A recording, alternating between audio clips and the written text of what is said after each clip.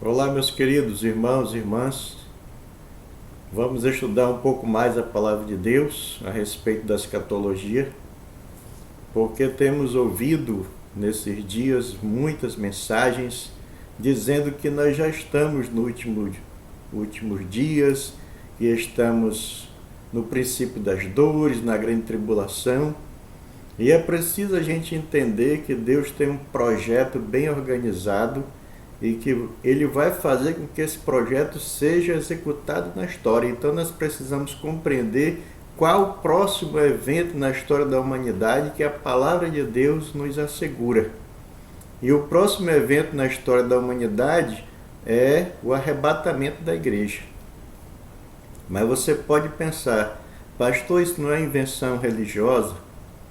Não foram as pessoas que convenceram as demais até chegar a nós de que a igreja vai ser arrebatada? Porque tanto tempo já se fala a respeito do arrebatamento da igreja e isso nunca aconteceu, não está acontecendo. Será que vai de fato acontecer? O que nos prova que isso vai acontecer? Meus irmãos, há registro na história da palavra de Deus de pessoas que foram arrebatadas. Se isso aconteceu, isso nos assegura que o arrebatamento vai ser real, vai acontecer. Não é algo que foi inventado, é algo que a própria palavra de Deus já mostra que aconteceu com algumas pessoas e vai acontecer com a igreja do Senhor. Nós vamos ver alguns personagens que já aconteceram e um outro que ainda vai acontecer, o arrebatamento fora da igreja, ou a parte da igreja. Então, primeiro foi Enoque. Enoque, no capítulo 5 de Gênesis, verso 24, está lá registrado que ele foi arrebatado antes de acontecer o dilúvio, antes de Deus derramar o seu juízo por meio do dilúvio sobre o mundo inteiro. Então eu entendo, eu acredito que Enoque é uma figura da igreja, porque assim como Deus o tirou antes de derramar o seu juízo sobre este mundo por meio do dilúvio, também ele fará com a igreja. Vai retirar a igreja antes de derramar sua ira sobre este mundo. A palavra de Deus diz que Enoque andou com Deus e já não era, porque Deus o tomou para si. E assim vai acontecer com a igreja também. Outro exemplo é Elias. Claro, Elias não é um tipo da igreja, mas é uma prova de que o arrebatamento vai acontecer, porque aconteceu com Enoque e aconteceu com Elias também. Elias, todos nós sabemos que ele foi substituído por Eliseu. Eliseu ficou no seu lugar. Diz a palavra de Deus que os dois estavam andando e conversando, trocando ideias, e um carro de fogo com um cavalo de fogo os separou um do outro, e Elias subiu ao céu no redemoinho, e Eliseu ficou para dar continuidade ao trabalho de Deus aqui na terra. Então, Elias é um exemplo disso, e sobretudo o nosso Senhor Jesus Cristo. Atos 1:11 diz que ele foi elevado às alturas à vista dos seus discípulos, à vista dos seus discípulos. E Apocalipse 12:5 diz que ele foi arrebatado para Deus até ao seu trono. Nasceu-lhe, pois, um filho varão, que há de reger todas as nações com cetro de ferro. Então, o texto fala desse menino que nasceu, um filho se nos deu, aquele lá de Isaías, e mostra aqui que ele vai um dia reinar sobre todas as nações com cetro de ferro. Mas antes disso acontecer, ele foi arrebatado para Deus. Ele morreu e foi ressuscitado e foi elevado, arrebatado para Deus. Aconteceu a sua ascensão e ele está agora assentado à destra de Deus e ele voltará a este mundo. Mas aqui o texto é claro em dizer que Jesus Cristo foi arrebatado. Temos ainda o caso das duas testemunhas. Lembra que eu falei que essas duas testemunhas, ou esse fato, vai acontecer na história depois do arrebatamento da igreja. O arrebatamento da igreja não será o último, Então ainda tem as duas testemunhas. A palavra de Deus é clara em dizer que essas duas testemunhas profetizarão a palavra de Deus por 1260 dias, 3 anos e meio. Os 3 anos e meio iniciais da grande tribulação, né? Porque no calendário judaico, o ano ou o mês, o ano é de 360 dias, não de 365 como o nosso, né? 360, se você for calcular, vai dar certinho. Então essas duas testemunhas vão profetizar a palavra de Deus durante 3 anos e meio, os primeiros 3 anos e meio da semana de Daniel, da grande tribulação. E quando completar esse período, o anticristo os matará, né? ou as matará, e vai deixar os seus corpos lá expostos na praça, não vão ser enterrados. As pessoas vão fazer festa porque eles morreram, vão distribuir presentes, trocar presentes umas com as outras, mas a palavra de Deus diz que as duas testemunhas ouviram grande voz vinda do céu, dizendo-lhe: subi para aqui, e subir ao céu numa nuvem, e os seus inimigos as contemplaram. Então, há o caso das duas testemunhas que serão também arrebatadas, e há o caso de Filipe. O caso de Filipe é um pouco diferente, porque ele vai ser arrebatado no sentido horizontal e não no sentido vertical. Ele vai ser levado, depois que ele batiza eunuco, para uma cidade chamada Azoto, ou uma localidade chamada de Azoto. Diz que quando saíram da água, o Espírito do Senhor arrebatou a Filipe, e eunuco não mais o viu. E eunuco saiu jubiloso, né, por ter sido salvo pelo Senhor, mas Filipe já vai ser encontrado em Azoto, porque o Espírito de Deus arrebata. Lembre que esse arrebatamento é no sentido horizontal e não no sentido vertical.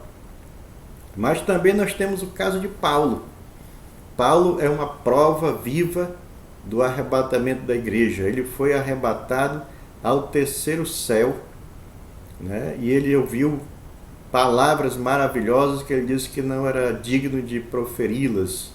E a palavra de Deus diz assim, que conheço um homem em Cristo que há 14 anos foi arrebatado até ao terceiro céu. Se no corpo ou fora do corpo, não sei, Deus o sabe. Então Paulo ele não sabe explicar como aconteceu isso com ele, como se deu. Mas ele mostra que há 14 anos ele foi arrebatado até o terceiro céu. E ele desce para registrar a palavra do Senhor, para continuar o propósito de Deus na sua vida. E isso é muito interessante porque, da mesma forma como Paulo subiu e depois desceu, foi arrebatado e depois voltou à terra, assim também a igreja. A igreja será arrebatada e depois voltará à terra para reinar no milênio com o Senhor Jesus Cristo. Além desse, e nós temos Lázaro. Lázaro é bem interessante porque Lázaro já estava em decomposição quando Jesus Cristo ordenou dizendo: Lázaro, vem para fora. No caso de Lázaro tem algumas coisas bem interessantes, porque Lázaro, pelo fato dele fazer parte de uma família que não tinha muitos recursos, ele não tinha dinheiro para mandar fazer uma sepultura na rocha, como era feito naquela época, né? Então ele foi sepultado em uma sepultura coletiva. E Deus disse para ele: Lázaro, vem para fora. Né? Se Deus dissesse vem para fora, saiu qualquer pessoa, mas ele é específico em dizer: Lázaro, vem para fora. Assim eu entendo que Deus nos chamará para subirmos, para encontrar-nos com o Senhor, para nos encontrarmos com o Senhor Jesus Cristo. Então, Lázaro também, além de ter essa questão, ele foi sepultado em forma de múmia, mumificado. todo enrolado, e ele flutua até em cima. Se você observar o capítulo 11 de João, você vai ver que depois disso Jesus manda desatá-lo e deixar ir. Então, assim como Lázaro, pela voz poderosa do Senhor Jesus Cristo, subiu da sepultura, assim também todos nós que estamos em Cristo, se morrermos até a vinda do Senhor, estivermos mortos, nós também sairemos dos sepulcros para receber um corpo glorificado e encontrar-nos com o Senhor. João também é muito interessante. João, o apóstolo, quando registra o livro de Apocalipse, você pode observar que do capítulo 2 ao capítulo 3, ele fala da igreja, que começa com a igreja de Éfeso e termina com a igreja de Laodiceia. Mas no capítulo 4, ele ouve uma voz de Deus mandando ele subir. No capítulo 5, a igreja está prestando conta, colocando a sua coroa aos pés do Senhor Jesus Cristo. E no capítulo 6 de Apocalipse, começa a grande tribulação. Portanto, pelo fato de o livro de Apocalipse ser um livro cronológico, sempre você vai ver a frase depois destas coisas, ele vai mostrando os eventos que vão acontecer. Então, capítulo 2, capítulo 3 fala da igreja, mas no capítulo 4, no início, diz assim: depois destas coisas, olhei, e eis que não somente uma porta aberta no céu, como também a primeira voz que ouvi, como de trombeta, ao falar comigo, dizendo: sobe para aqui. Aqui é uma demonstração daquilo que vai acontecer com a igreja. Deus chamará a igreja para estar com ele nos céus, prestando conta de tudo aquilo que a igreja fez aqui na terra, cada um de nós, né? Então, temos aí o caso de João. Então, entenda que há elementos que comprovam que a igreja vai ser arrebatada pelo fato de pessoas já terem subido ao céu, terem sido arrebatadas ao Senhor. Então, o que garante o arrebatamento? E nós vamos ver, isso está muito claro em 1 Tessalonicenses, capítulo 4, do 13 ao 18, que diz assim: não queremos, porém, irmãos, que sejais ignorantes com respeito aos que dormem, para não vos entristeceis como os demais que não têm esperança. Pois, se cremos que Jesus morreu e ressuscitou, assim também Deus, mediante Jesus, trará em sua companhia os que dormem. Ora, ainda vos declaramos por palavra do Senhor isto: nós, os vivos, que ficarmos até a vinda do Senhor, de modo algum precederemos os que dormem. Porquanto o Senhor mesmo, dada a sua palavra de ordem, ouvida a voz do arcanjo, ressoada a trombeta de Deus, descerá dos céus, e os mortos em Cristo ressuscitarão primeiro. Depois nós, os vivos que ficarmos, seremos arrebatados juntamente com eles entre nuvens, para o encontro do Senhor nos ares, e assim estaremos para sempre com o Senhor. Consolai-vos, pois, uns aos outros com estas palavras. Então, a primeira base que nós vamos mostrar, que assegura o arrebatamento, é a obra do Senhor Jesus Cristo. Lembra que o texto diz lá: se cremos que Jesus Cristo morreu e ressuscitou, assim também Deus, mediante o Senhor Jesus Cristo, mediante aquilo que ele fez, trará em sua companhia os que dormem. A palavrinha aí, se cremos, não é uma dúvida, não é uma possibilidade. O verbo crer, ele está no modo indicativo do grego, mostrando que os irmãos criam. A ideia correta da palavra é: nós cremos que Jesus Cristo morreu e ressuscitou. Então não havia dúvida na mente do apóstolo Paulo a respeito da certeza de que Cristo morreu e ressuscitou, assim como ele acreditava que os irmãos também criam nisso, por isso eles foram salvos. E isso está muito claro, a confiança de Paulo no capítulo 1, verso 3, dessa carta de Tessalonicenses, quando ele fala do tripé da salvação desses irmãos: a fé, a esperança e o amor. Quando ele diz: recordando-nos diante do nosso Deus e Pai da operosidade da vossa fé, da abnegação do vosso amor e da firmeza da vossa esperança em nosso Senhor Jesus Cristo. Então entenda que não havia dúvida quanto ao fato do Senhor Jesus Cristo ter morrido e ressuscitado. Então a base essencial, né, do arrebatamento é a obra de Cristo, a sua morte, a sua ressurreição. Nós sabemos que na morte o Senhor Jesus Cristo pagou as nossas dívidas dos nossos pecados. Ele nos substituiu, a sua morte foi substitutiva, foi sacrificial, ele se sacrificou em nosso lugar para nos substituir de debaixo da ira de Deus, nos tirar de lá. E ele ressuscitou. A ressurreição é a garantia de que Deus aceitou o pagamento da nossa dívida por meio da morte do Senhor Jesus Cristo. Por isso ele ressuscitou. Ele morreu por causa das nossas transgressões e ressuscitou para a nossa justificação. A palavra de Deus em Hebreu diz com uma única oferta, Jesus Cristo aperfeiçoou para sempre os que estão sendo santificados. A santificação é a prova de que alguém foi alcançado pela obra de Jesus Cristo, né? Ele aperfeiçoou. Quem que ele aperfeiçoou? Os que estão sendo santificados, aqueles que creem no Senhor Jesus Cristo. Entenda que a obra da salvação nos méritos de Cristo é completa. A obra é completa. Ele aperfeiçoou. O verbo aí está no pretérito perfeito, mostrando que é uma obra passada, concluída e que permanece.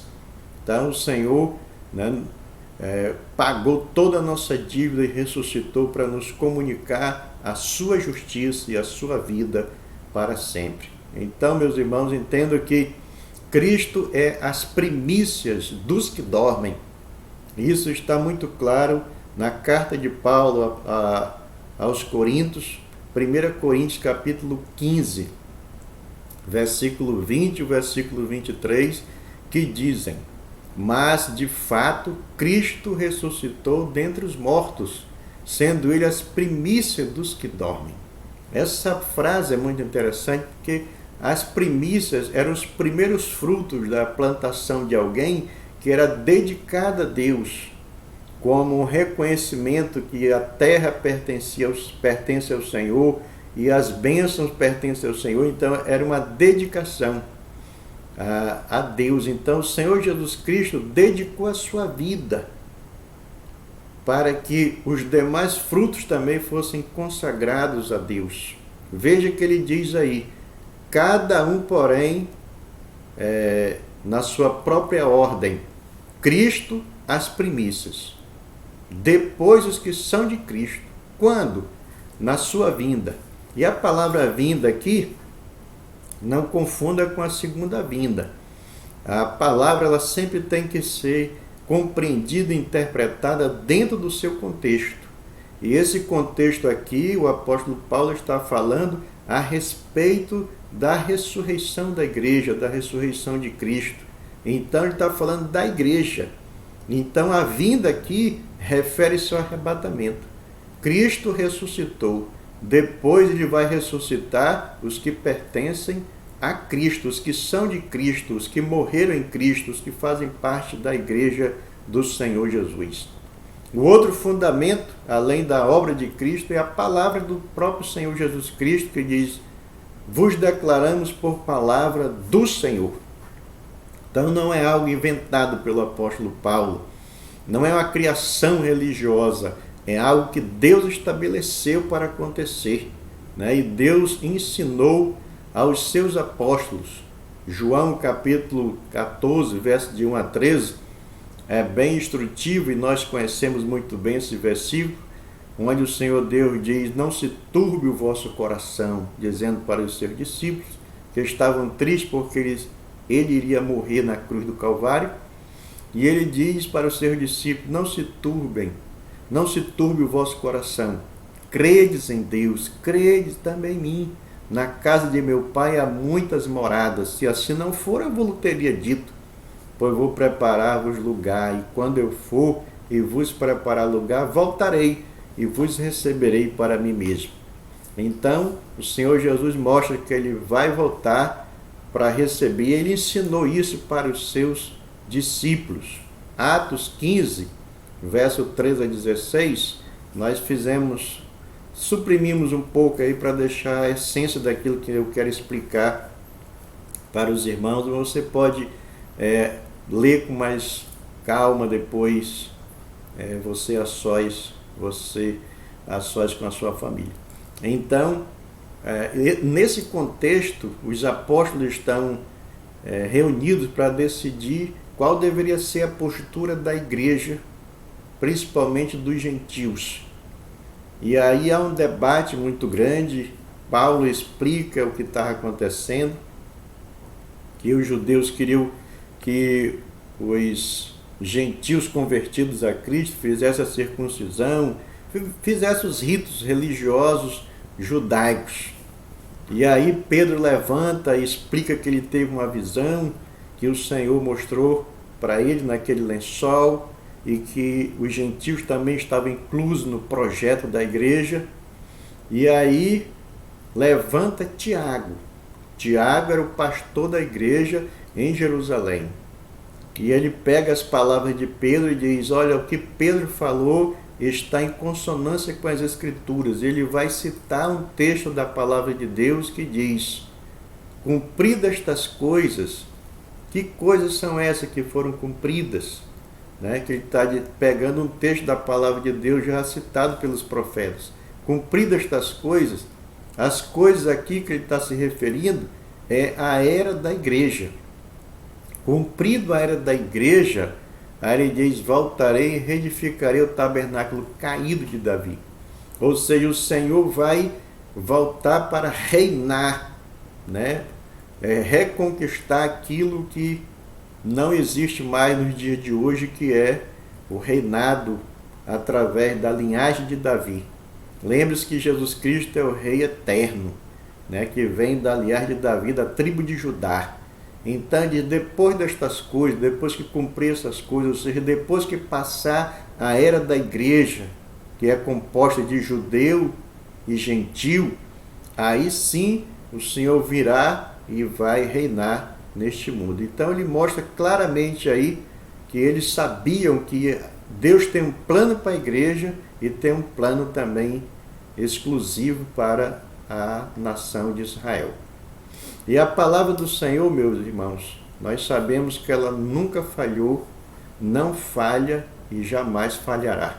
Pode passar o céu e a terra, ele diz, porém as minhas palavras não passarão. Então, se o Senhor disse, vai se cumprir. A terceira evidência, ou garantia de que o arrebatamento vai acontecer, é a própria descrição do evento feita pelo apóstolo Paulo. E a primeira descrição que ele faz é que as almas dos mortos vão descer com o Senhor. Lembra-se que o texto diz: se nós cremos que o Senhor Jesus Cristo morreu e ressuscitou, assim também Deus, mediante Jesus, trará em sua companhia os que dormem. Trará em sua companhia a alma dos que estão na sepultura. Porque um corpo sem alma é morto, não tem vida. E o Senhor vai trazer a alma deles para que eles possam, ao ressuscitar no corpo glorificado, ter a capacidade de viver por meio da alma. A alma, ela permanece em atividade. Se você ler o livro de Apocalipse, a partir do capítulo 6, você vai ver que as almas estão clamando por vingança, clamando a Deus por vingança daquilo que fizeram com eles, ou tiraram as suas vidas brutalmente na grande tribulação. E o Salmo 115 diz que nós bendiremos ao Senhor desde agora e para sempre. Desde agora e para sempre. A segunda descrição é que os mortos ressuscitarão primeiro. Veja que há todo um detalhe, há toda uma organização. Primeiro ressuscita os mortos, depois nós seremos transformados. Quando isso vai acontecer? Quando a trombeta ressoar. Quando o Senhor der a ordem né, o arcanjo vai mandar que seja tocada a trombeta para o ajuntamento do povo do Senhor, para que esse povo suba ao encontro do Senhor nos ares. Então, a descrição: as almas dos mortos vão descer com o Senhor, os mortos vão ressuscitar, e depois a gente vê aí que é um evento iminente. Ele diz: nós os vivos que ficarmos. Então, perceba que Paulo já esperava o arrebatamento em seus dias. Nós os vivos que ficarmos seremos arrebatados. Veja aí Filipenses 3,20, que ele diz: pois a nossa pátria está nos céus, de onde também aguardamos. Então ele já estava aguardando o Salvador, o Senhor Jesus Cristo. Também o texto de 1 Tessalonicenses 4,17, depois nós, os vivos, os que ficarmos. Veja que ele vai colocando em detalhes aí: nós os vivos, se estivermos vivos naquele momento, ele diz, seremos arrebatados juntamente com eles. Então, o arrebatamento vai ser iminente, vai acontecer a qualquer momento, pode acontecer a qualquer momento. E é um rapto, como diz 1 Coríntios 15:52. Como rapto, eu quero dizer que vai ser algo tão veloz, tão rápido, que não tem uma palavra para descrever esse momento. Ele diz aí, no momento. Essa palavra é muito interessante, porque ela quer mostrar que é algo que não pode ser dividido. E ele tenta explicar ou ilustrar, que ele diz: no abrir e fechar de olhos. Eu entendo muito bem isso aí, porque eu tenho problema de secura nos olhos. Então eu preciso estar piscando constantemente para lubrificar meus olhos. E eu pisco rápido, né? Então ele diz aí: será no momento, no abrir e fechar de olhos, ao ressoar a última trombeta, a trombeta soará e os mortos ressuscitarão. De que forma? Incorruptíveis. Jamais o pecado vai ter acesso a nós. E nós seremos, olha só como ele destaca a iminência de novo, e nós seremos transformados. A palavra no momento significa no grego átomos, que não pode ser cortado em dois, algo que não pode ser dividido, é um tempo indivisível, um momento muito rápido que vai acontecer, né? Vai ser um rapto, no momento, no abrir e fechar de olhos, quando a trombeta tocar, nós subiremos rapidinho para nos encontrarmos com o Senhor nos ares. Então, observe o que ele diz: os mortos vão ressuscitar primeiro. Depois nós, os vivos, os que ficarmos, seremos transformados e arrebatados junto com eles. Não vai um na frente, outro atrás, não, vai todo mundo junto. Tem a noiva de Cristo e ele quer ela completa. Ninguém vai ficar. Todos que confessaram Cristo como seu Senhor e Salvador, que já morreram, que estão vivos, quando acontecer o arrebatamento, nós subiremos para o encontro do Senhor nos ares. Paulo diz: os mortos em Cristo ressuscitarão primeiro. Depois nós, os vivos que ficarmos, seremos arrebatados juntamente com eles, entre nuvens, ao encontro do Senhor nos ares. Vai ser um momento maravilhoso, um momento glorioso para o povo do Senhor. Glorioso porque nós nos encontraremos com o Senhor nos ares.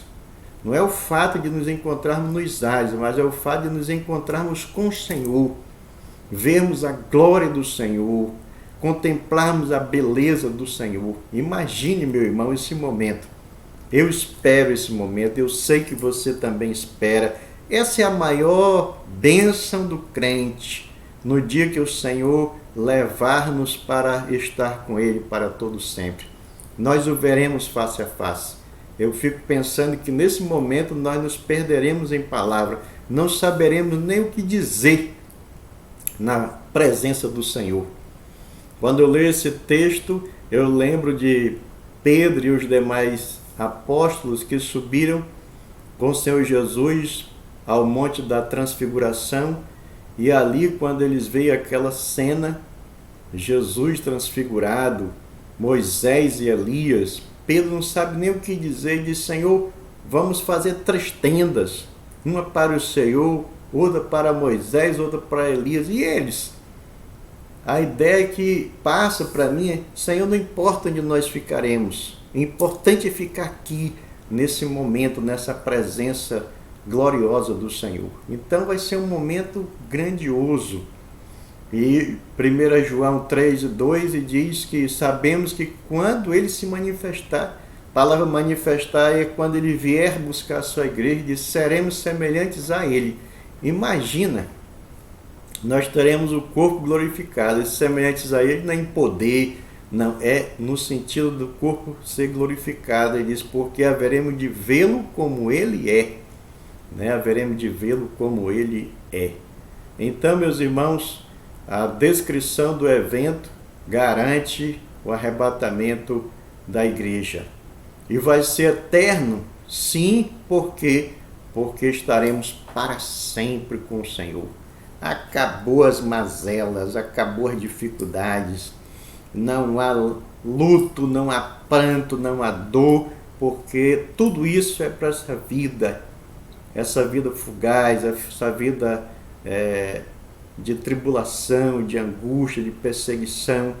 Estaremos livres disso, estaremos para sempre com o Senhor, gozando da sua presença, da comunhão do Senhor, exaltando o Senhor por toda a eternidade. Essa é a esperança da palavra de Deus, garantida a todo aquele que crer no Senhor Jesus. E quando vai acontecer, meu irmão, isso? Sabe? Vai acontecer no final da era dos gentios.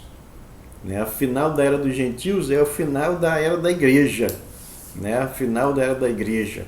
Quando o Senhor vier buscar a sua igreja, termina a era dos gentios no sentido da igreja, da composição de judeu e gentil, e o Senhor voltará a tratar diretamente com a sua igreja. Como diz Romanos 11:25, ele diz: porque não quero, irmãos, que sejais ignorantes, ou que ignoreis esse mistério, para que não sejais presumidos em vós mesmos. Que mistério é esse? Que o endurecimento vem em parte a Israel. Até quando? Ele diz: até que haja entrada a plenitude dos gentios, até completar o tempo de Deus para a sua igreja e arrebatar a sua igreja. Aí sim nós estaremos para sempre, estaremos para sempre com o Senhor, e Deus voltará a tratar com Israel diretamente. Então, a igreja não passará, meus irmãos, pela grande tribulação. E a palavra do Senhor que nos garante em Apocalipse 3:10, porque guardar-te a palavra da minha perseverança, o Senhor diz, também eu, é o Senhor, eu te guardarei da hora da provação. A preposição grega aí, esse da hora, a preposição grega aí é ek. Ek é fora de, não é guardar no local, mas é guardar fora do local. E essa provação que virá sobre o mundo inteiro. Todos os habitantes da terra serão afetados, principalmente Israel. Então João está prometendo à igreja, ou para a igreja, o afastamento da provação, o afastamento deste mundo onde vai acontecer a provação. Deus vai guardar a igreja, não só da provação, mas fora do lugar da provação. Então a frase, os que habitam sobre a terra, dá a ideia de um povo que a sua herança é terrena e não celestial. Os que habitam sobre a terra, essa palavra habitar, dá a ideia de totalidade, dela estar completamente grudada, unida, embevecida pelos valores deste mundo, os prazeres deste mundo transitório. Então, esses vão ficar e serão penalizados, mas a igreja não estará aqui, vai ser levada e guardada da hora da provação. Guardada onde? No local? Não, no céu. Fora de. E Cristo apresentará a igreja para si mesmo. como diz Efésios 5:27, para apresentar a si mesmo igreja gloriosa, sem mácula, nem ruga, nem coisa semelhante, porém santa e sem defeito, porque nós estamos em Cristo. Então nós estamos santos e sem defeito aos olhos do Pai, porque tudo foi pago no sacrifício de Cristo. Por isso que a base que Paulo destaca é a morte e a ressurreição do Senhor Jesus Cristo. A base do arrebatamento é a morte e a ressurreição do Senhor Jesus. Ora, aquele que é poderoso, de Judas, versículo 24, ora, aquele que é poderoso para vos guardar de tropeço e para vos apresentar com exultação, apresentar com alegria, imaculados diante da sua glória. Então, o próprio Senhor vai apresentar a igreja. Mas não é só Jesus Cristo que vai trabalhar nesse evento. A Trindade vai trabalhar. O Pai, é aquele que vai ressuscitar a noiva. Assim como Deus ressuscitou Jesus, o mesmo poder que ressuscitou Jesus vai ressuscitar cada um dos salvos que morreram em Cristo. E os mortos ele vai transformar, como nós já vimos. E diz a palavra, Deus ressuscitou o Senhor. E também nos ressuscitará nós pelo seu poder.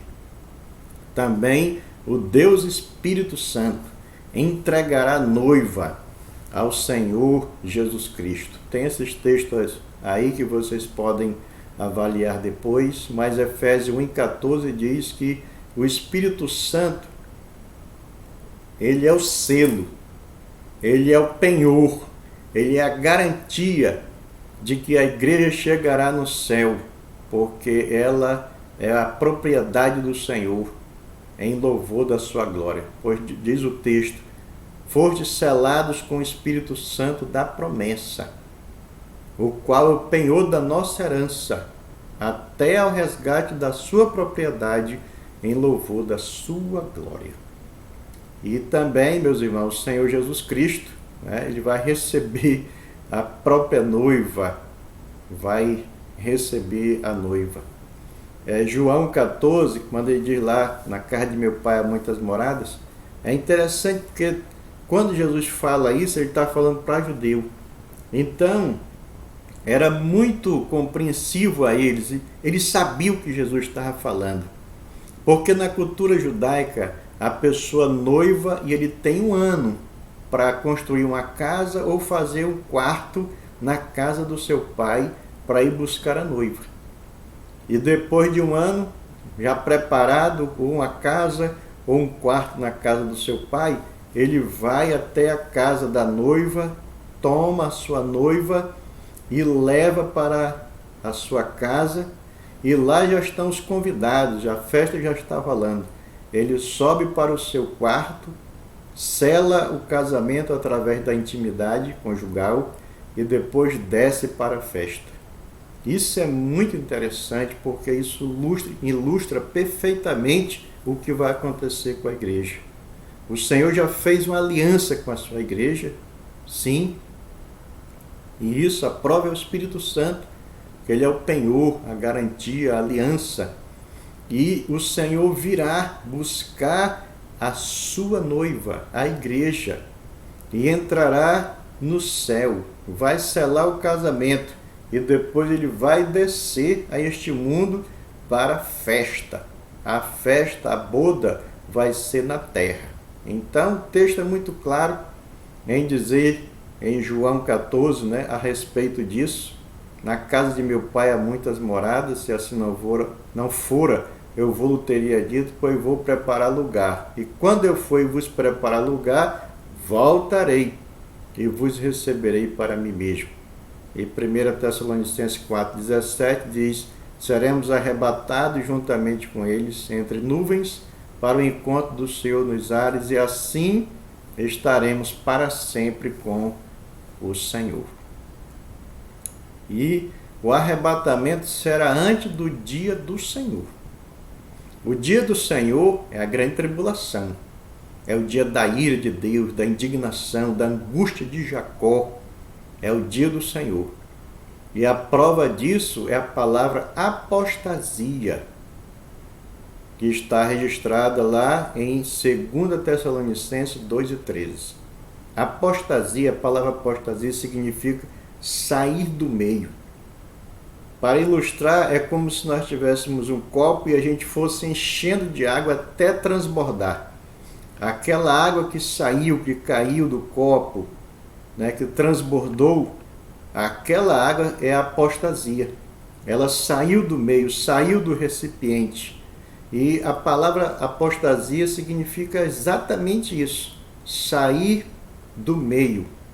E é isso que Paulo está explicando em 2 Tessalonicenses 2, né, que o Senhor ele vai levar a sua igreja. Apostasia aí, a ideia da palavra apostasia é a tirada da igreja, é o arrebatamento da igreja, ok? Muitos podem até discordar, mas não tem como não harmonizar com o texto se não for com essa ideia. Veja bem, ele mostra aí que a apostasia é diferente do dia do Senhor. Paulo está respondendo à pergunta dos irmãos. Os irmãos estavam passando por muita tribulação. Se você ler as duas cartas, você vai perceber que os irmãos estavam passando por grande perseguição dos seus próprios patrícios, dos próprios tessalonicenses, perseguindo os seus irmãos convertidos a Cristo, né? Os seus patrícios, seus contemporâneos. Eles estavam perseguindo porque eles haviam aceitado Jesus Cristo como Salvador de suas vidas. E parece que aquilo que Paulo ensinou na primeira carta, devido à perseguição, à provação, eles pensaram que estava já no dia do Senhor. É como se eles pensassem que aquilo que Paulo ensinou falhou.